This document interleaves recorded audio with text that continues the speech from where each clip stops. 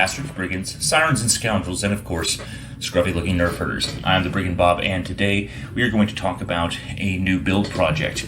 Now, this is just an intro into the build project video that's coming, but I wanted to let you guys go ahead and know what I'm working on and what to expect from this new project coming up.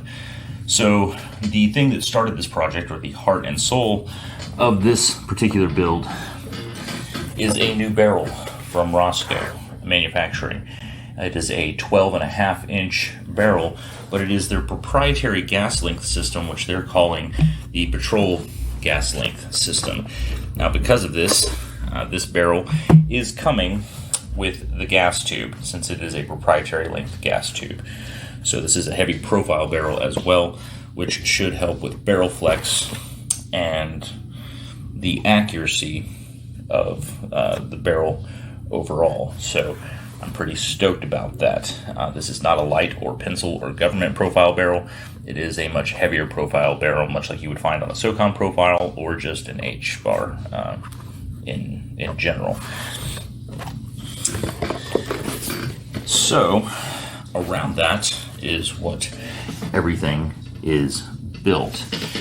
That's going to be mounting into an Aero Precision billet upper receiver, and the reason I'm going with the billet upper receiver and not the standard forged upper receiver is because the lower will be the Shield Arms billet SA-15 lower receiver with the built-in folding adapter.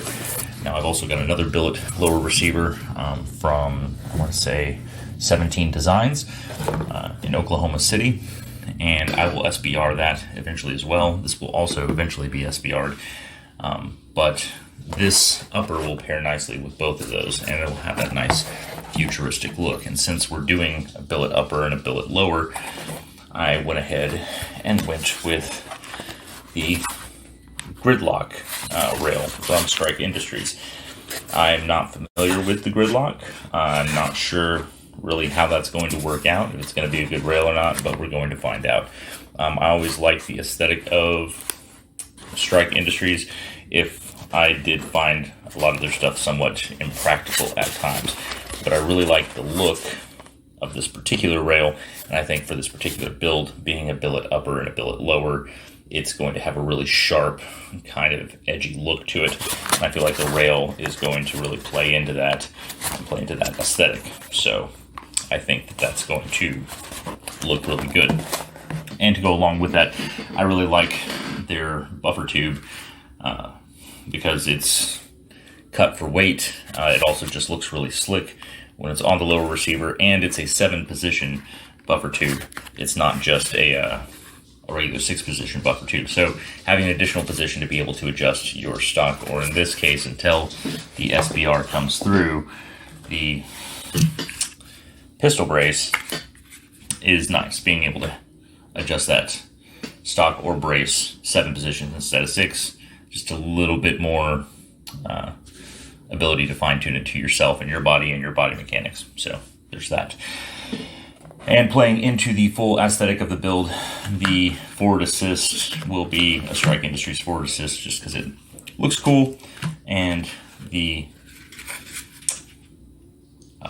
dust cover will be a Strike Industries dust cover. Not just because it looks cool, but I've mentioned before in previous videos that the Strike Industries dust covers are super easy to install. Standard dust covers and mil-spec dust covers are a pain in the ass to install. They're kind of annoying. It's not a huge deal, it's just annoying. These things are literally just drop in, and it works super easy, and they look sharp. So there's no reason to not really go with that. And then to kind of round it all out, we'll have the Guntech USA bolt carrier group, which is titanium nitride, and that heat-treated titanium nitride finish gives it this nice bold look. That's going to really pop with this build, which is going to be just jet black.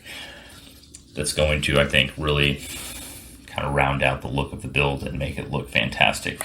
I'm not super familiar with Guntech. When we do the build, we will test the staking of the gas key and make sure that it can withstand 40 pounds of torque So I will take my torque wrench to it and see if they break loose under 40 pounds. If they do, we'll tighten it back down and we will restake it, as I do have a staking jig for bolt carrier groups, and I tend to stake bolt carrier groups if I find the staking to be insufficient. So, and the pistol grip will be Bravo Company Mod 3 pistol grip, because it's my favorite pistol grip and I just love the way it feels in my hand. So that will be the build that I'm going to be working on, and there will be a video showing that process coming out here soon. Not to the point that YouTube will take it down, but kind of just a time-delayed speed run-through so that you can kind of see what it looks like getting slapped together. And we'll talk about staking bolt carrier groups and testing bolt carrier groups, take it apart, testing the tolerances of it and whatnot to make sure that it is good to go as well and not just pretty. So that's it for right now. Thanks for watching, everybody. Don't forget to be kind, be compassionate, be empathetic. Still remember to be dangerous.